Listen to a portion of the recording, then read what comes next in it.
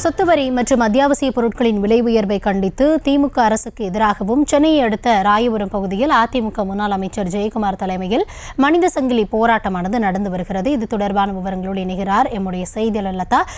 வணக்கம். இன்றைய நிலையில பல்வேறு இடங்களில் அதிமுகவினர் இந்த மனித சங்கிலி போராட்டத்தை முன்னெடுத்திருக்கிறார்கள். தற்பொழுது நீங்கள் இருக்கக்கூடிய பகுதியில் போராட்டம் எப்படி நடைபெற்று வருகிறது? விரிவான விவரங்கள் என்ன?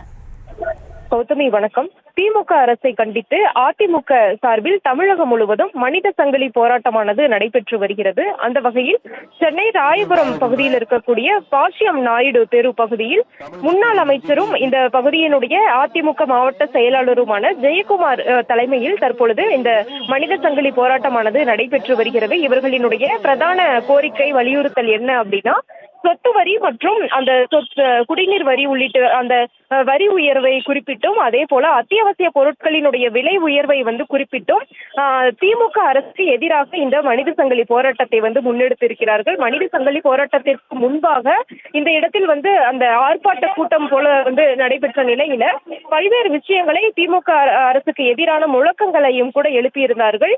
முன்னாள் அமைச்சர் ஜெயக்குமார் தலைமையில் நடைபெற்று வரக்கூடிய இந்த பகுதியில் நடைபெறக்கூடிய இந்த மனித சங்கிலி போராட்டத்துல 100க்கும் மேற்பட்ட அதிமுகவினர் மற்றும் தொண்டர்கள் எல்லாம் பங்கேற்று இருக்கிறார்கள். அந்த வகையில பார்த்தோம்னா இந்த பகுதியில முக்கியமா சொத்து வரி, அதே போல குடிநீர் வரி உயர்வை குறிப்பிட்டும், அதே போல விமான சாகசத்தின் போது 5 பேர் உயிரிழந்த நிலையில அதனை குறிப்பிட்டும் திமுக அரசு மக்களை வஞ்சிப்பதாக கூறி இத்தகைய போராட்டத்தை முன்னெடுத்திருக்கிறார்கள்.